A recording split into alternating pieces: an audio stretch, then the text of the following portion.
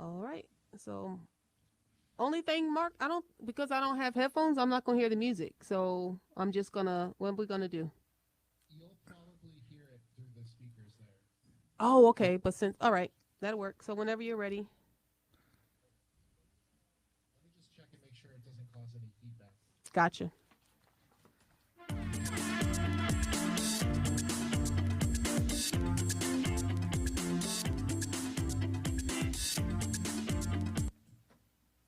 I think we'll be okay.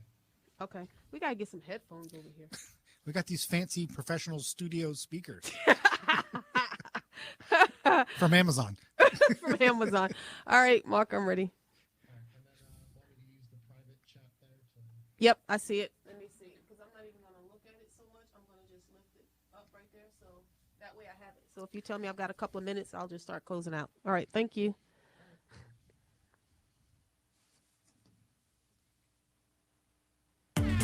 You are now tuned in to Today with Pastor Jay on WNZF News Radio, where we discuss inspiring and informative news. And now here's your host, Pastor Jerlyn Denny. Good morning. It's a good and great day, a happy morning to you. And I am excited because my guest today is the phenomenal Jonathan Lloyd. He's the Emergency Management Director for Flagler County. And you always have something great to say. So thank you for coming back. It's my annual hurricane visit, yes. my annual hurricane preparedness show. Almost like a checkup. So this is our checkup. It's going to happen every year, no matter what, whether we like it or not. Hurricane season's going to happen. Well, last year, I think we got off pretty easy. We did pretty. Actually, we got off real easy. Last year was a record-setting hurricane season. Oh, I know. There were 30 named storms, and not one of them came to visit us. That's great. Isaias came close. Remember that one? Isaias, when we all had trouble pronouncing? Yep. It came real close and skirted us, but yeah, we lucked out.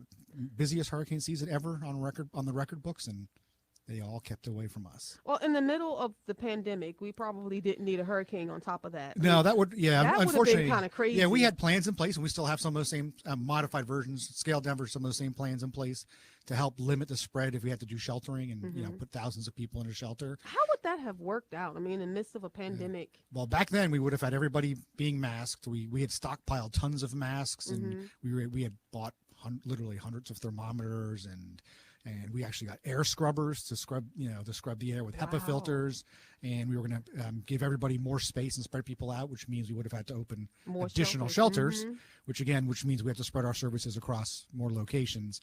So we had that plan in place, and we were ready to do. And when that Isaias started heading that way, we were literally moments away from pulling that trigger.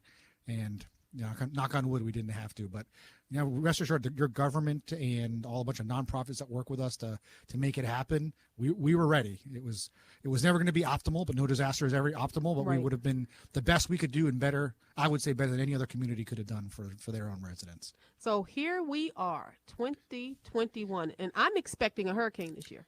I'd rather not. But but we all, yes, we prepare as if one or two or three are coming. I know it's kind of tragic, but it's somewhat exciting a little bit. Like, here comes the hurricane. Yeah. I guess I feel like a little kid in a snowstorm. I mean, me and my four staff, and I, we get excited for hurricanes. That's our, for lack of a better term, we don't make money, but it's our money maker. It's what everyone knows emergency management for. That's when you get the recognition. Yes, at least like until nobody, COVID. Until COVID came, and COVID definitely gave us more than enough recognition as well. Right. But hurricanes are the big one. I mean, we have tornadoes. We had a tornado a few months ago, and then a couple of years ago, one that actually had made more impact in December. So tornadoes happen, but tornadoes, hit a focused area. It's just the immediate path of the storm. If you're that house the homeowner that gets impacted or resident, that's a big deal for you, and we're here to help you through that. But hurricanes impact the entire community all at once, in multiple communities all at once. So it's the all hands on deck big disaster for us. So here recently, people been dealing with this illusion gas shortage thing. Does that fall under your purview in terms of emergency management? Do people call you up and say, "Hey, Jonathan, I need some fuel"? Yes, we did. Actually, we got lots of phone calls about that, and that was 100% made up in our area. Right. 100%. So there was a gas shortage. There was a gas supply fuel supply shortage to be specific, that impacted some of Florida. It did. So that whole pipeline, that Colonial Pipeline, did impact the northern part of Florida. And the Panhandle primarily, and even heading a little bit towards our area. But the fuel that we get does not come from that pipeline. Mm-hmm. We're actually one of the lucky counties. So our county primarily gets its fuel from Jacksonville, but we can also get fuel from Port Canaveral. So we're the borderline county that actually gets fuel from 2 different locations, and it depends on what gas station and what supplier they use of where those trucks come from. So that pipeline did not directly impact us, but because North Florida counties share a media market with some folks in the Panhandle, the Jacksonville area started seeing shortages not due to delivery issues, but due to the fact that people all wanted to go get gas like a hurricane was coming. Oh my goodness, it was crazy. And my car was on E, which I don't like pumping gas. So, I always try to wait until my husband. You want those old-fashioned full-service gas stations to come back? Oh my goodness, yes. Absolutely. That would be just so perfect. Oh my goodness. That was my first job in high school. But I practically have full service because my husband, he always keeps gas in my car. Be like, oh, you don't pump gas? You think you all that because you don't pump gas? Well, he doesn't buy groceries and I don't pump gas. So that's the rule. That's trade. I think that's a fair fair trade. trade. So I'm sitting here thinking, if we don't get gas, honey, I may not be able to get gas. And that's what happened. A lot of places were running out. So a handful of places in our area on Palm Coast Parking right now, again, it wasn't because they weren't getting their normal deliveries. It was because everybody was trying to get gas, whether they needed it or not. And when those stations got their normal deliveries the next day or overnight, they were back to normal anyway. So we had about 24, at best 48 hours, not even 48 hours, where we did have some gas stations that ran out. It wasn't because they couldn't get delivery. It was just because the volume was unmanageable. But we actually polled all the gas stations, and we never dropped below a third of our gas stations without gas. So you just have to drive down to the next gas station or the next exit, the next exit on I-95. Yeah, so my son graduated this past weekend. Congrats. Thank you, from Mars Hill University, which is right outside of Asheville. So driving there. So they had issues for sure. They had some serious issues. So what we did was every time we got to a half a tank, we would hunt for gas stations. Heck yes, that's the way to do it. Every time we got to half a tank, so it was a long trip. So actually on that, with hurricanes, this is what I tell folks. So I don't like seeing these big long lines at gas stations like the day before the hurricane makes landfall. But unfortunately, that's just human nature. Everybody does that. Well, people wait. They try to get some money. Yeah, they want to wait. That's what it is. But here's the issue. When we see those lines, and I'll just use State Road 100, for example, and we got 2 big, gigantic racetrack gas stations, right? Amongst other ones, but those are the big ones, right? People will wait in line, and they'll be lined up on 100 trying to get gas. They will wait literally for an hour or two, burning gas in their car with the windows closed, with the air conditioning on, which burns more gas than anything else, just sitting, just for the privilege of replacing that gas again. So what I tell people is, when you know a hurricane's coming, so the good thing about hurricanes, they're not secrets. That's true. 4 or 5 days out that it's coming our way. Maybe worst case scenario, only 3 days, but at some point we're in that cone 4 or 5 days out. The minute you know that's happening, make a decision that day and say, from this day forward until the storm's over, until everything's over, I'm just going to top off my gas tank every day. Even if I'm only putting $1 in, that's $1 each day that you're putting in, and it seems silly to you on your way home. Just top it back off. But guess what? You always have a full tank. You'll always have a full tank, and you won't be waiting in line with everybody else that day before. Those lines were crazy. There was a gas station right there on Belterre. I guess in that area around Publix and Kohl's. I can't remember what station it is. The lines were long, and I said, I'm not staying here, and just went right down the road across from Walmart, and it was fine. No lines. Yep, exactly. So do you have gas here? I'm just curious. Not for the public. So we have, unfortunately, not for the public. Okay. All the county vehicles, the sheriff's vehicles, the fire department's vehicles. So you make sure you have plenty of that. And actually, we have 2 massive diesel generators just for this building, the Emergency Operations Center. Yeah, so you have to have, because if we lose electricity, this is, for lack of a better term, if something crazy was to happen in the county, this building was built to be the last building standing. Right. Our walls are like super thick and strong, and we have to be able to be off the grid. This building was built to be off the grid if we had to be. So we actually have 2 major generators that one of those could fail and the building could keep running. So we have a backup to the backup. So now it's my understanding that gas goes bad. It does. So when you have do generators, you store stuff here? I mean, I know you got to start the generators, and people need to do that too. Those of you that have generators in the storm, you need to, I guess, start them regularly. Yeah, right? I recommend people do it every month. Every month. You don't necessarily have to. Gas doesn't go bad that quickly, but gas does go bad throughout the year. And it just happens. So we tell people for 2 reasons. One, to just burn off the old gas and then replace it. You don't have to replace it with a lot. Not even a gallon necessarily. And it makes you familiar with the generator. It keeps you familiar. If you have a home generator, just run that thing, because you don't want to be scrambling the day after the storm and there's no power in sight for a week. And you're trying to figure it out. And you're trying to figure it out, and then you hurt yourself, or you're screaming and kicking the thing down the road. We don't want any of that. So what do you think are some of the things that people need to have on hand in case, I mean, may have to evacuate or... So we always talk about people having a disaster kit. A disaster kit. And actually, if you pick up one of our disaster guides... I'm looking at the disaster prepared guide, and these are free. And where can they pick these up? You can get them in almost any publicly open government building. And I think it's either page 4 or 7, has a little shopping list. It even looks like a shopping list on there. So it's not 7, it's page 4. It's one of those two. Is a cute little shopping list. Page 7. Yep. And it's about, and we ask that people have a 7-day supply of all of those items. In their homes. Water, at least 1 gallon per person per day for 5 to 7 days. So a lot of people go to me, well, Jonathan, I don't drink a gallon of water per day. Are you crazy? It's not just for drinking. If the water system is shut down, you got to brush your teeth. Even if it's just wetting a rag so you can wipe your body down if you can't shower. That's true. So gallon per person per day. So yeah, because people aren't showering. All those masks that you have may come in handy, so people you can't smell anyone.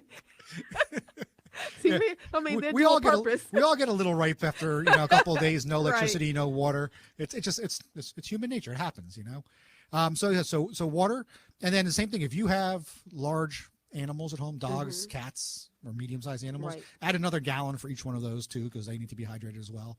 Food, make sure you have non-perishable food. If your fridge and freezer don't stay powered up, make sure you have food that does not go bad, and especially if you have any special dietary concerns, that you have that kind of food, because if the grocery stores can't open, you need to be self-sufficient for that week. The federal government, FEMA, we all hear FEMA, they always say 3 days. Right. But we all know, we all happen to hear with Irma and Matthew. That's right. It was a lot longer than 3 days before some of that power came back on. Okay. So we definitely want we tell folks, prepare for a week. Okay. Well, I've got to take a break. So we'll come back and we'll discuss it. Don't go anywhere. Don't touch that dial. You're listening to Today with Pastor Jay.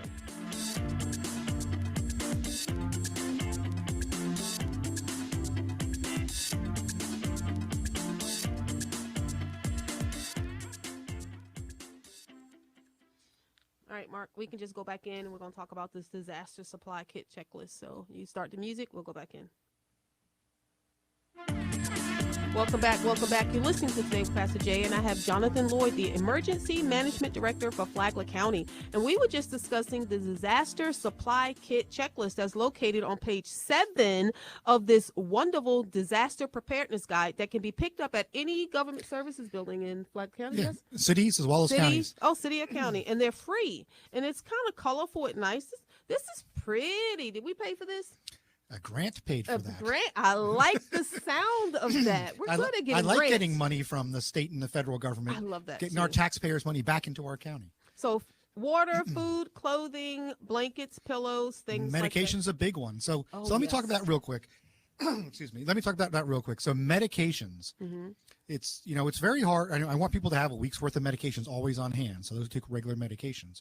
And a lot of people say, well, I tried filling my medication early and the pharmacy told me my insurance company said no, which is true. That's true. So if you try to do it more than, I think it's 2 or 3 days early, a lot of times, depending on your insurance plan, the pharmacy will type in your information. They'll say, sorry, you come back in a couple days. So here is the secret to how to outsmart that system. Okay. What's the trick is this month you go 2 or 3 days early. Next month you go a couple more days early again. And eventually by month 3, you are now filling your medications a week early every month. So you just got to play forward a little bit. You got to take your time to get there. A little bit at a time. So you have to prepare in advance. Yes, that's how you do it. So that's what this chat is all about being prepared in advance. Well, oftentimes pharmacies and insurance companies, especially in the wake of a disaster, that they will go ahead on and allow people. They will, but sometimes, you never not know. all the time. You don't want to get there and then find out the answer is no. For whatever reason, I think that is true. Because again, then you're gonna have to call Jonathan and say, Jonathan, I don't have any help meds. me. So in Florida, this is unique to Florida, maybe a few other states. In Florida, after disaster happens, after the governor declares a state of emergency statewide or for whatever counties he determines, pharmacies do have to dispense extra medications for you, an emergency supply. Right. Here's the issue: your insurance company may not cover that. They're gonna say, we already gave you your monthly supply, so you may have to pay out of pocket for that. So I truly recommend that, folks, if you're on regular monthly, daily, whatever maintenance medications, get to that point where you're getting them 7 days early. always. That way you're taken care of. And it's one less thing to worry about in disaster. Mm-hmm. Because when a big storm hits us, Right. we all have so many things to worry about: our home, our family, our household. Yeah, so you many, don't want to be thinking your job. about You don't stuff want to like that. just let these little things just go. Take care of these little things now, and you don't have to think about it ever again. Until the storm comes. Well, I think with everyone getting all these COVID shots and stuff, you might have to have a zombie preparedness kit. I think I'm funny, by the way, and which is great. So now here we are. We have the clothing, the food. You make sure if you have Entertainment. gotta have entertainment. Old-fashioned entertainment. Oh, Because when okay. you can't charge that tablet and cell phone, People and you go can't get on the internet. crazy if they can't get Yeah. on the internet. like I know, if sometimes I have to try to pry that electronic thing out of my son's hands. It's Oh my goodness! What? Play cards? What's cards? Yep. What's checkers? What's that? so adults as well. I mentioned my son, kids is it's tough on them, but adults. I mean, the best of us get a little punchy after a few days of no power and Oh, have you and ever the seen heat- a couple go out to the restaurant and they sit there Just across playing each on their other and they phones. have their phone in? That's horrible. I've actually seen one or two restaurants now that say, please keep your phone in your pocket or something like that. That will be nice. So important documents. That's another thing people forget that Yes. they need to. Again, we've all gotten used to the convenience. We keep things in the cloud.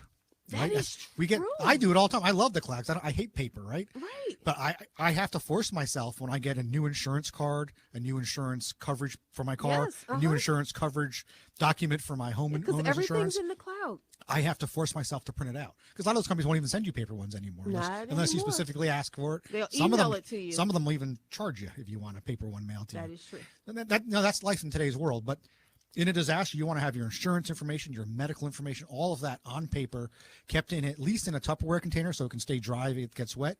If you can afford it, put it in a fireproof, waterproof container if that's possible. So I recommend that as well. If you can afford that fireproof, waterproof container, if not, Tupperware container or Ziploc like bag. $30. Yeah. I mean, so And actually, speaking of that, so hopefully starting May 28th for about a week, it'll be a disaster supply sales tax holiday.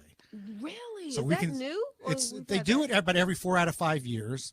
The Oh. legislature did sign off on it this year. They're just waiting for the governor Okay. to sign off on that as well. And he was all for it up front, so I'm pretty sure he will sign off on it. It's just not officially announced yet, but it'll start on May 28th for about a week. And this year, supposedly, it'll be for items up to $1,000. So you may be able to get that generator. That and not generator, worry about the taxes. it used to be up to $750. Now it's going to be up to $1,000. Generators are included in there. We just talked about containers are included in there. Coolers, ice packs, tarps, all You'll that stuff. definitely need tarps. Yep. So 'Cause all there's that kind nothing of stuff. worse than being in a hurricane and something hits the roof and you just got a little tiny leak and you don't have a tarp. Yep. So they're very simple things. They're not expensive. They're not. Just get one, stick it in your garage, and heck, you may need it for something else. Who knows? Always. But just always. just throw it in there. So I highly recommend. Again, we talked about people having this disaster kit year round. Don't just have it for hurricane season, but use the impetus of hurricane season because it's always out there. It's So in the media. When's the official start of hurricane season? Officially June 1st. Oh my goodness. But here's the problem: though, hurricanes don't necessarily follow the rules. Uh-oh. Sometimes they ignore the rules, and they're like, "I don't care that it's Well, not 'cause they're hurricane season hurricanes. yet." They have a mind Yeah, of their they're own. just going to do their own thing. Sound like women in shopping. Well, every other one is a woman, Yep, that's true. and we're actually starting with a nice Disney name this year. It'll be Anna, Nice. and when we get to the E's, Elsa is on there as well. Oh, okay. So it's So gonna they be, got some, It's gonna be Disney year. yeah. I If there's guess. someone at the Hurricane Center that's a fan of Disney, obviously. Obviously. So hurricane season officially starts on June 1st and officially ends November 30th. However, we have had hurricanes before June 1st. There's even been hurricanes at the end of the season as far as February of the following year.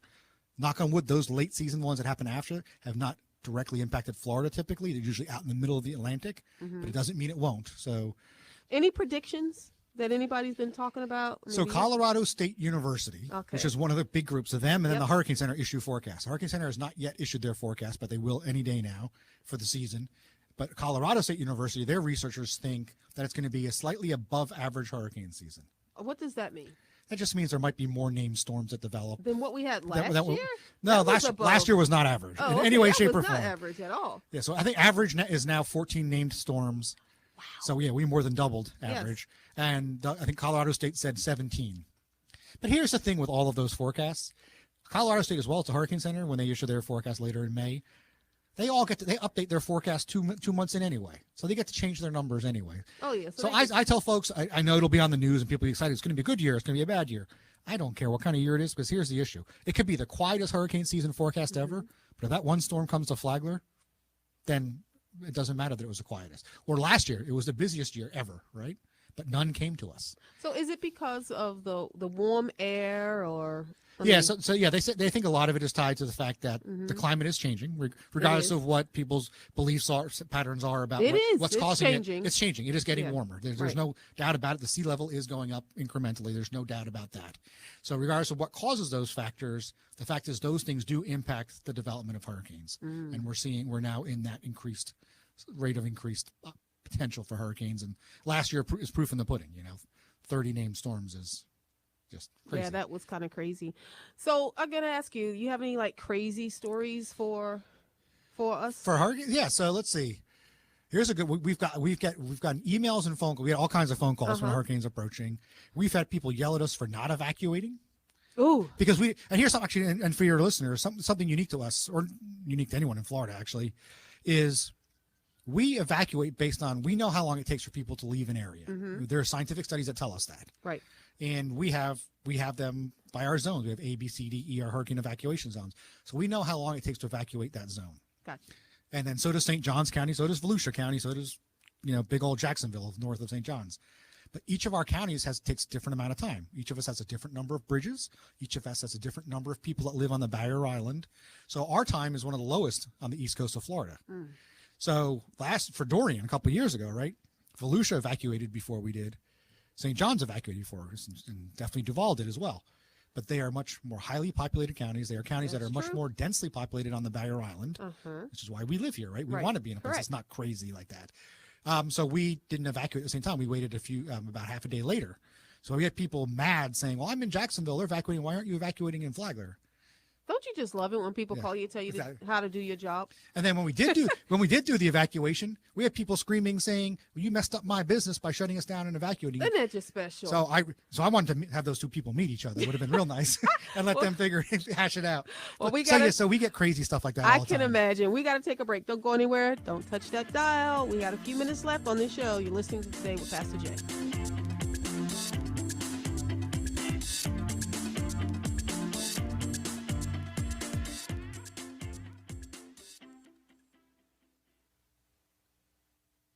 You can type it in, Mark. How much time do I have left?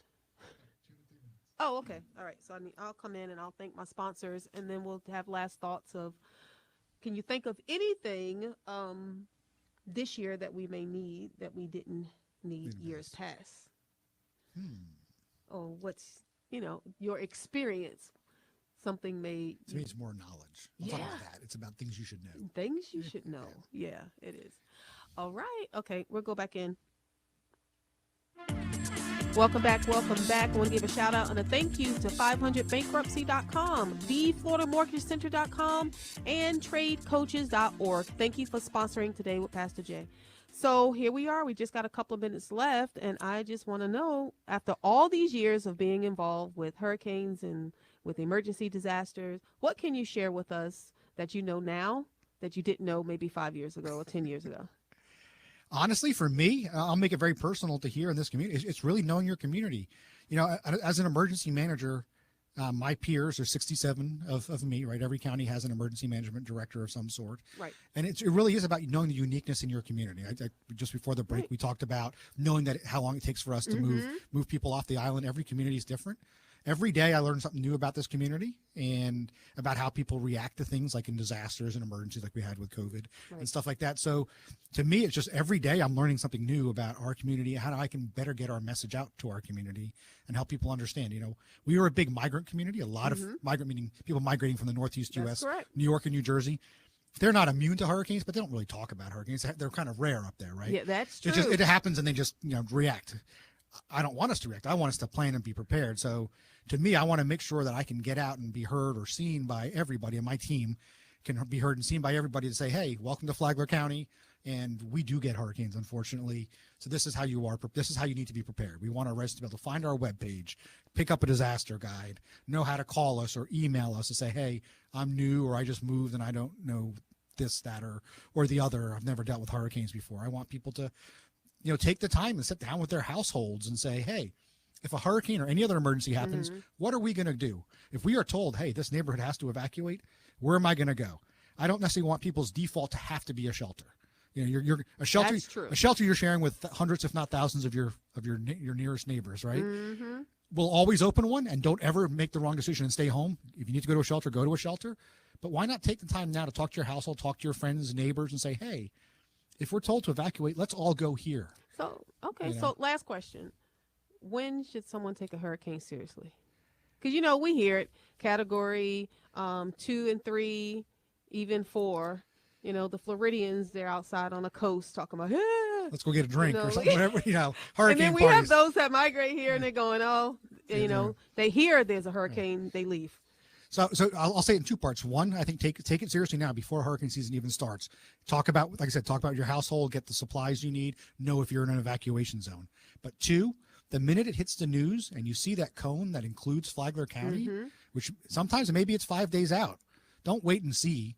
Double check your kid at that point in time. Double check your arrangements. I'm going to go to so-and-so's house. I'm going to go to one of these 5 hotels, and maybe one of them's in Orlando. We're lucky. Orlando's so close that, and there's probably more hotel rooms in Orlando than anywhere in the world, as far as I know. You'll always be able to find a hotel. It may not be the fancy one, but you'll be able to find one.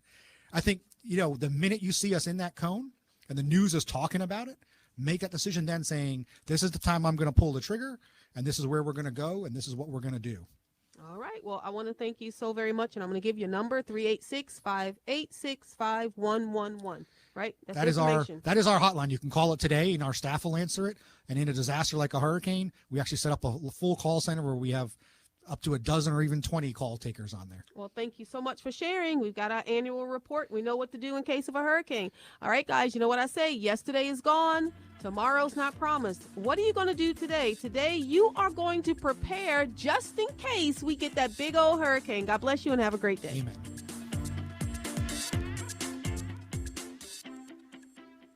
Thanks, Mark.